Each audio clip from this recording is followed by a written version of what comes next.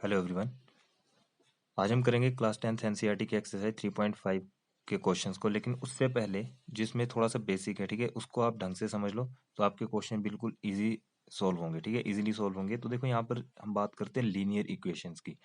हमने यहाँ पर बात की लीनियर इक्वेशन की। तो लीनियर इक्वेशन जो है हमारी, वो तीन कैटेगरी में डिवाइड है। ठीक है, एक तो हमारे पास क्या है, एक को तो हम बोलते हैं इंटरसेक्टिंग लाइन्स। क्या बोलते हैं? Intersecting lines. दूसरी जो हमारे पास इसकी कैटेगरी है वो है पैरेलल लाइंस। Parallel lines. और जो तीसरी यहाँ पर कैटेगरी की हम बात करेंगे उसको बोलते हैं को इंसिडेंट लाइन।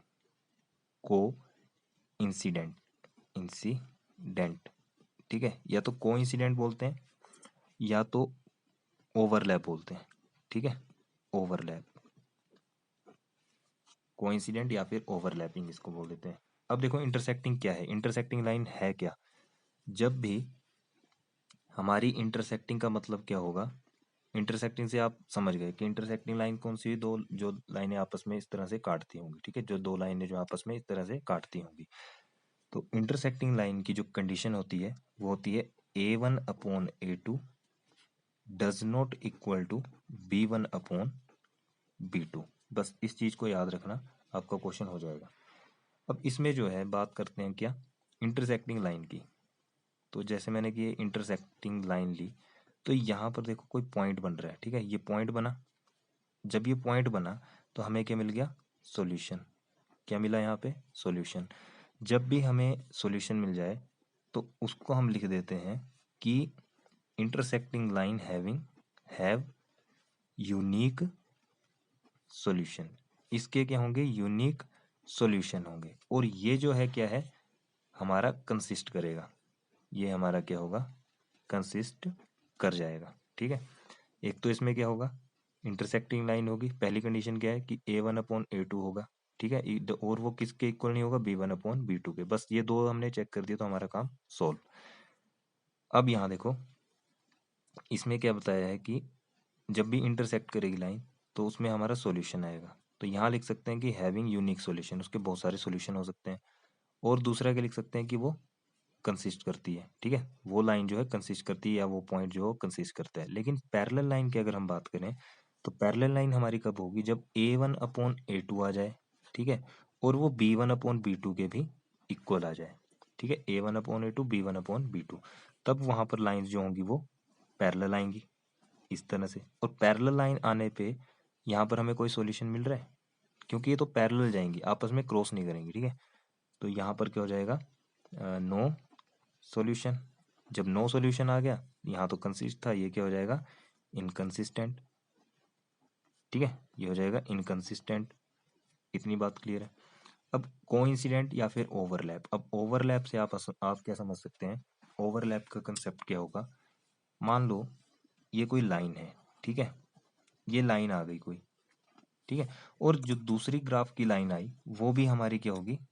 इसी के ऊपर क्या कर जाएगी? इसी के ऊपर ओवरलैप कर जाएगी। ठीक है, इसी के ऊपर वो ओवरलैप कर जाएगी।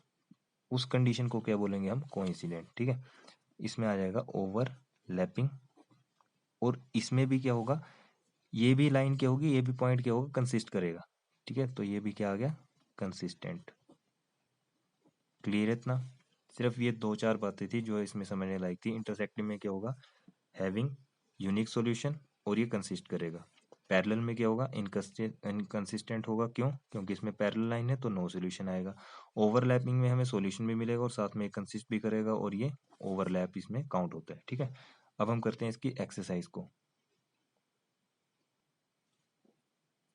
3.5 का क्वेश्चन नंबर 1 है, which of the following pairs of linear equation has unique solution, no solution और इनफाइनाइटली मैनी सॉल्यूशन। ठीक है, in case there is a unique solution find it by using cross multiplication method. अब यहाँ पर cross multiplication method की हम बात करेंगे, लेकिन उससे पहले यहाँ पर चेक करो कि ये हमारा यूनिक सॉल्यूशन है, नो सॉल्यूशन है, या फिर इनफाइनाइट मैनी सॉल्यूशन है। अगर ये यूनिक सॉल्यूशन होगा, ठीक है, अगर यहाँ पर यूनिक सॉल्यूशन होगा तब हम अप्लाई करेंगे क्रॉस मल्टीप्लीकेशन मेथड को। तो फर्स्ट पार्ट है हमारा, देखो फर्स्ट पार्ट की बात करें तो फर्स्ट पार्ट में हमें दिया है x minus 3y minus 3 equal to 0 और दूसरा है 3x minus 9y minus 2 equal to 0। मैंने आपसे क्या कहा था कि a1 अपॉन a2 चेक करेंगे सबसे पहले। तो a1 upon a2 equal to कितना है, देखो a1 इसके आगे मान लो 1 है, तो यहाँ पर 1 है, अपॉन में a2 कितना है 3। b1 अपॉन b2 चेक करो, b1 upon b2 equal to कितना है, देखो 3 अपॉन ए माइनस का 3 है और अपॉन में माइनस का 9 है, तो माइनस ये माइनस कैंसिल, 3 1 ज़ा 3, 3 3 ज़ा 9, ये भी कितना आ गया 1 अपॉन 3 आ गया। तीसरा चेक करते हैं कि c1 upon c2 which is equal to minus 3 upon minus 2, तो ये माइनस से माइनस कैंसिल और ये आ गया 3 अपॉन 2। तो यहाँ पर आप देख सकते हो कि a1 अपॉन a2 तो आ गया, ठीक है, equal to b1 upon b2 आ गया, लेकिन c1 अपॉन c2 क्या है, वो डज नॉट इक्वल टू है। अब यहाँ एक कंडीशन मैंने आपको बताई थी कि जब भी a1 अपॉन a2 हो और इक्वल हो b1 अपॉन b2 के, तो वहां पर क्या होता है, नो सॉल्यूशन। क्यों? क्योंकि लाइन जो है वो पैरेलल आती है, ठीक है। तो यहाँ लिख देंगे हम hence the line of these equation are parallel. यहाँ से पता लग गया कि लाइंस क्या है हमारी, पैरेलल हैं, तो लिख सकते हैं therefore there will be no solution. तो इसका कोई भी सॉल्यूशन नहीं होगा। क्यों? क्योंकि a1 upon a2 equal to b1 upon b2 आ गया। यहाँ से हमें पता चलता है कि इनकंसिस्टेंट है, ठीक है, इनकंसिस्टेंट है और इसकी जो लाइंस आएंगी वो पैरेलल आएंगी, ठीक है, जैसे कि यहाँ पर मैंने यहाँ पर बात की थी। तो ये था हमारा फर्स्ट पार्ट। अब देखते हैं इसका सेकंड पार्ट। सेकंड पार्ट हमारे पास है, यहाँ पर हम चेक करेंगे a1 अपॉन a2। a1 कितना है 2, अपॉन में आ गया 3, फिर b1 अपॉन b2, तो ये है 1 अपॉन 1, ठीक है। c1 अपॉन c2 ये है 5 अपॉन 8, तो ये आ गया 5 अपॉन में 8। यहाँ देख सकते हो आप कि a1 upon a2 does not equal to b1 upon b2 does not equal to c1 upon c2। जब भी ये क्या हो आपस में, ये चेक कर लिया, सिर्फ इन दो से पता चल गया कि ये आपस में बराबर नहीं है, तो यानी कि यहाँ पर यूनिक सॉल्यूशन हो सकते हैं। तो यहाँ लिख सकते हैं हम कि these equation have unique solution. इसके क्या होंगे, यूनिक सॉल्यूशन होंगे, ठीक है, इसके यूनिक सॉल्यूशन होंगे। अगर यूनिक सॉल्यूशन आ गए तो हमें बोला गया है कि हमें क्रॉस मल्टीप्लाई मेथड का यूज करके इसको सॉल्व करना है। अब क्रॉस मल्टीप्लाई मेथड को आप ध्यान से समझना कैसे करेंगे, ठीक है। तो by using cross multiply method, ठीक है, ये दोनों इक्वेशंस को ले लो, 2x plus y equal to 5 और 3x plus y equal to 8, इसे दे दो फर्स्ट इक्वेशन, इसे दे दो सेकंड इक्वेशन। अब निकालते कैसे क्रॉस मल्टीप्लाई, देखो कैसे यूज करेंगे। x की टर्म्स निकाल रहे हैं तो x को निकाल रहे हैं हम, ठीक है, अपोन में क्या कर दो, जब भी x निकालना है तो ये टर्म्स आपने छिपा देनी है, ठीक है, इनको आप छिपा दो। अब इन दोनों का क्रॉस मल्टीप्लाई कैसे होगा, देखो इसके आगे मान लो 1 है, इसके आगे भी 1 है, तो 8 1 ज़ा कितना होगा 8 होगा, ठीक है, 8 1 ज़ा कितना होगा 8 होगा। लेकिन इसे अब हम देखो, इसको 1 और 2 मत देना, इसे मत देना 1 और 2, हम कैसे देंगे 1 और 2, देखो ये तो लीनियर इक्वेशन बनाने पड़ेगी पहले।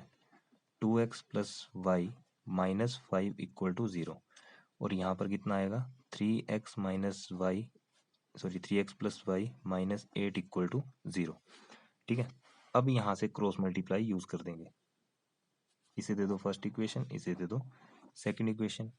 इसे अब कैसे करेंगे, बाय क्रॉस मल्टीप्लाई मेथड से। जब भी हमें क्या निकालना है, यहाँ से x निकाल रहे हैं मान लो, तो x को मैंने छिपा दिया, ठीक है, x को मैंने छिपा दिया, तो 8 1 ज़ा, इसके आगे 1 है मान लो, ठीक है, 8 1 ज़ा 8, तो माइनस का 8 आ गया, फिर बीच में निशान किसका आएगा, माइनस का आएगा, ठीक है, और यहाँ पर आ जाएगा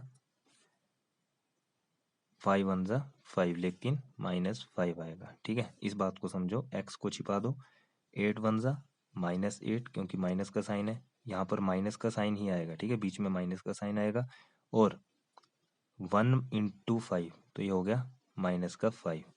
अब हमें क्या निकालना है यहाँ से, इक्वल टू, अब हमें y निकालना है, ठीक है। तो y निकालेंगे तो y को ले लेंगे। अब y वाली टर्म को क्या कर दो, छिपा दो। तो यहाँ से देखो 3 5 ज़ा कितना हो गया, 3 5 ज़ा माइनस का 15, ठीक है, बीच में माइनस का साइन, और 8 2 ज़ा माइनस 16। क्लियर है इतना। अब इक्वल टू, अब हमें क्या करना है, इन दोनों को लेना है, ठीक है। तो ये एक किस्म से हमारे पास ऊपर आ जाएगा 1 अपोन में, इसे छिपा दो। अब क्या करो, इसकी क्रॉस मल्टीप्लाई कर दो। तो जब हम इसकी क्रॉस मल्टीप्लाई करेंगे तो आप देख सकते हो यहाँ से कितना आएगा, ये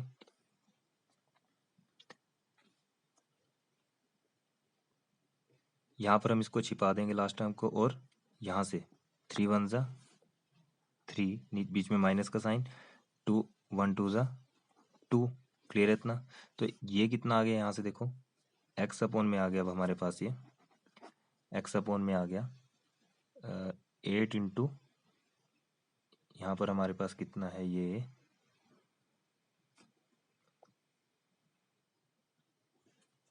देखो इस पार्ट में थोड़ी सी हमारे पास मिस्टेक हुई। जो क्वेश्चन था वो था हमारे पास 2x plus Y 3x plus 2y, ठीक है। बस यहाँ से थोड़ी सी मिस्टेक हुई। तो यहाँ पर हमारे पास कितना आ जाएगा, 1 अपोन में 2। क्लियर है इतना। इतना इतना तो क्वेश्चन हमारे पास ठीक है। थोड़ा यहाँ से हम इसको दोबारा सोल्व कर रहे हैं इस वाली ऑप्शन से। तो यहाँ से क्या करेंगे, देखो आपके पास जो इक्वेशन थी by cross multiply multiplication method हमने लिख दिया। यहाँ लिख देंगे हम 2x plus y equal to 5, और इसको मैं कैसे लिख सकता हूँ, 2x plus y minus 5 equal to 0। इसे दे देंगे हम फर्स्ट इक्वेशन। अब यहाँ से देखो 3x plus 2y equal to है 8, तो इसे दे देंगे हम कैसे, 3x plus 2y minus 8 equal to 0। इसे दे देंगे सेकेंड इक्वेशन, ठीक है।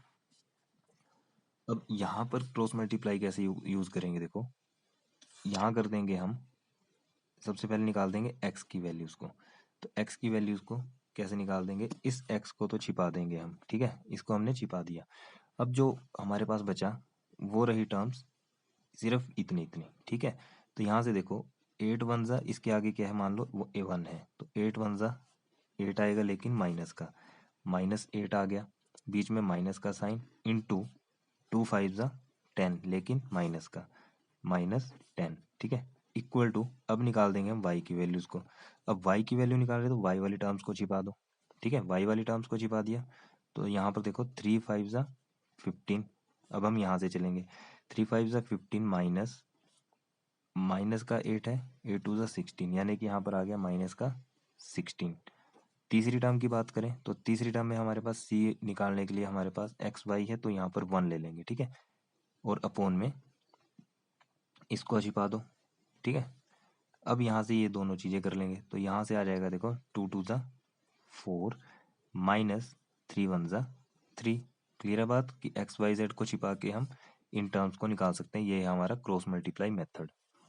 अब इसको इतना करने के बाद यहाँ से देखो कितना आया, एक्स अपोन में कितना आ गया, ये सॉल्व करेंगे तो माइनस का 8 प्लस का 10 इक्वल टू, यहाँ पर आ गया कितना, वाई अपोन 15 प्लस 16, ठीक है, इक्वल टू 1 अपोन कितना है यहाँ पे, 4 माइनस 3 है, ठीक है। तो 4 माइनस 3 को तो हम 4 माइनस 3 भी लिख सकते हैं, या फिर इसको सोल्व करेंगे तो हमारे पास ओनली 1 बचेगा, 1 अपॉन 1। अब इसे आप इसके साथ कंपेयर कर दो, ठीक है, और दूसरे बारी में क्या करना, इस y को भी इसके साथ कंपेयर कर देना, ठीक है। यानी कि x upon minus 8 plus 10 equal to कर देंगे हम 1 के इक्वल। तो यहाँ से कितना आ जाएगा, x अपनी जगह रहा, और इस 10 था यहाँ पे, तो ये तो यहाँ जा करके 8 में से 10 गया तो कितना बचा, 2, ठीक है। तो x की वैल्यू आ गई 2, और y की निकालने के लिए y upon 15 plus 16 equal to, इसे भी हम 1 रखेंगे, तो y कितना आ जाएगा, y इक्वल टू, इन दोनों को ऐड कर देंगे, ठीक है। यहाँ देखो, यहाँ ना माइनस था यार, ठीक है, माइनस था यहाँ पे, ये माइनस था, तो इनको माइनस करेंगे तो आपके पास रहेगा ओनली 1। तो y की वैल्यू कितनी आ गई 1, ठीक है। तो इस तरह से हम क्रॉस मल्टीप्लाई मेथड का यूज़ करते हैं। देखो फर्स्ट पार्ट था इसका, सेकंड पार्ट था तो थोड़ी सी दिक्कत आई, लेकिन जो थर्ड पार्ट करेंगे उसमें आपको और ज़्यादा क्लियर हो जाएगा, ठीक है। और फोर्थ पार्ट में भी और क्लियर हो जाएगा। उसके बाद जो क्वेश्चन होंगे वो आपको ईजी लगने लगेंगे। तो जिसको भी ये क्वेश्चन अगर समझ नहीं आया हो, ठीक है, वो कमेंट करके बता सकते हैं, उसको मैं दोबारा से इस क्वेश्चन को बता दूंगा। लेकिन अगर हम इसके अगले पार्ट्स करेंगे ना तो आपको ये पूरा का पूरा क्वेश्चन जो क्लियर हो जाएगा। तो अब देखते हैं इसका थर्ड पार्ट क्या है। थर्ड पार्ट में हमारे पास है 3x minus 5y equal to 20, 6x minus 10y equal to 40। यहाँ से देखो आप 3x अपॉन यानी कि a1 अपॉन a2 चेक करेंगे तो कितना आएगा 3 upon 6 which is equal to 3 1 ज़ा 3 3 2 ज़ा 6, ये आ गया 1 अपॉन 2। उसी तरह से हम क्या चेक करेंगे b1 अपॉन b2 चेक करेंगे। तो b1 अपॉन b2 देखते हैं अब, माइनस का 5 अपॉन माइनस का 10, तो माइनस से माइनस कैंसिल, 5 1 ज़ा 5 5 2 ज़ा 10, ये भी आ गया 1 अपॉन 2। अब देखते हैं c1 अपॉन c2 के इक्वल है, तो इक्वल टू 20 अपॉन 40, तो 0 से 0, 2 1 ज़ा 2 2 2 ज़ा 4, यानी कि ये भी आ गया 1 अपॉन 2। आप देख सकते हो a1 upon a2 equal to b1 upon b2 equal to c1 upon c2। तो यहाँ से साफ पता चल रहा है कि ये सॉल्यूशन नहीं है। तो दीज इक्वेशन हैव या फिर हैज़ इनफाइनाइट मैनी सॉल्यूशन, ठीक है। अब देखते हैं इसका फोर्थ पार्ट। तो फोर्थ पार्ट में हमारे पास है, फोर्थ पार्ट गिवन है आपका x minus 3y minus 7 equal to 0, 3x minus 3y minus 15 equal to 0, ठीक है। तो इसको सॉल्व करते हैं। यहाँ से देखो a1 अपॉन a2 चेक करेंगे तो a1 अपॉन a2 कितना आया 1 upon 3। b1 upon b2 check करते हैं तो कितना आएगा माइनस 3 अपॉन माइनस 3 है, तो माइनस से माइनस कैंसिल, 3 1 ज़ा 3 3 1 ज़ा 3, तो ये तो आ गया 1। और c1 अपॉन c2 चेक करते हैं तो माइनस 7 अपॉन माइनस 15 है, तो ये माइनस से माइनस कैंसिल, ये आ गया 7 अपॉन 15। तो यहाँ देख सकते हो आप कि a1 upon a2 does not equal to b1 upon b2 does not equal to c1 upon c2। तो यहाँ से these equation have unique solution, ठीक है। यहाँ पर भी ना हैव कर लेना इस क्वेश्चन में, हैव यूनिक सॉल्यूशन। तो यहाँ अप्लाई कर देंगे बाय क्रॉस मल्टीप्लाई मेथड। अब देखो आपको अच्छे से समझ आएगा। यहाँ से इस इक्वेशन को ले लो, तो x minus 3y minus 7 equal to 0, इसको दे दो first equation. 3x minus 3y minus 15 equal to 0, इसको दे दो सेकंड इक्वेशन, ठीक है। अब x की वैल्यू निकालेंगे यहाँ से। तो x मैंने यहाँ से ले लिया, x अपॉन इस x वाली टर्म को छिपा दो, ठीक है। इसको छिपा दिया तो यहाँ से देखो 15 3 ज़ा 45, ठीक है। और 3 7 ज़ा 21, बीच में माइनस का साइन, और 3 7 ज़ा कितना होगा 21, तो माइनस इंटू माइनस प्लस हो जाएगा 21। अब हम बात करेंगे y की, तो y को ऐसे रखो, y को छिपा दो यहाँ से।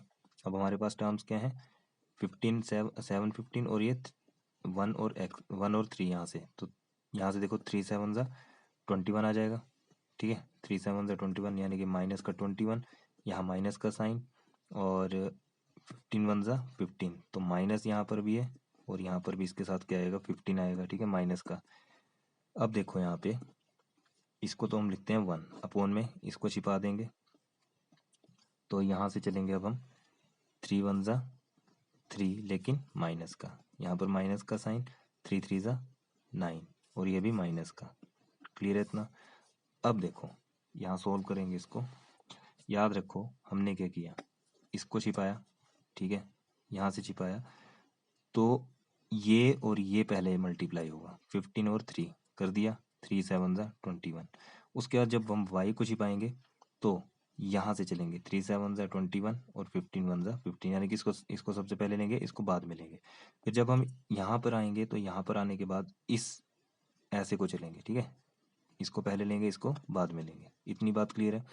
तो अब यहाँ से जो जो वैल्यूज आती हैं उसको लिख लेंगे अब हम। तो ये आ गया x अपॉन में, इसको सोल्व करने पे आपको कितना मिलेगा 24 इक्वल टू y अपॉन ये -21 और ये minus minus plus 15 equal to 1 upon -3 plus 9। ठीक है, मैं इसके आगे सोल्व कर रहा हूँ। तो x अपॉन तो 24 आया इक्वल टू y अपॉन कितना आ जाएगा, y अपॉन इसको सोल्व करेंगे हम, ठीक है, तो 6 आ जाएगा, माइनस का 6, क्लियर है। और इक्वल टू 1 अपॉन इसको सोल्व करेंगे तो ये कितना आएगा 6 आएगा, ठीक है, ये 1/6 आ जाएगा। अब करना क्या है हमें, इसकी कंपेयरिंग इसकी कंपेयरिंग इसके साथ और इसकी कंपेयरिंग इसके साथ, यानी कि x/24 इक्वल टू 1/6। तो 6 1 = 6, 6 4 = 24, ये 4 वहाँ चला जाएगा। तो x की वैल्यू कितनी आ गई 4, और y रखते हैं अब, y/-6 है, ठीक है, तो y/-6 इक्वल टू 1/6। तो ये 6 के साथ 6 कैंसिल, ठीक है, तो -1 वहाँ चला जाएगा। तो y की वैल्यू कितनी आ गई, y इक्वल टू -1। तो ये था हमारा फर्स्ट क्वेश्चन, ठीक है, -1 इसकी वैल्यू आ गई। तो ये फर्स्ट क्वेश्चन था हमारा, जिसके हमने 4 के 4 पार्ट कर लिए।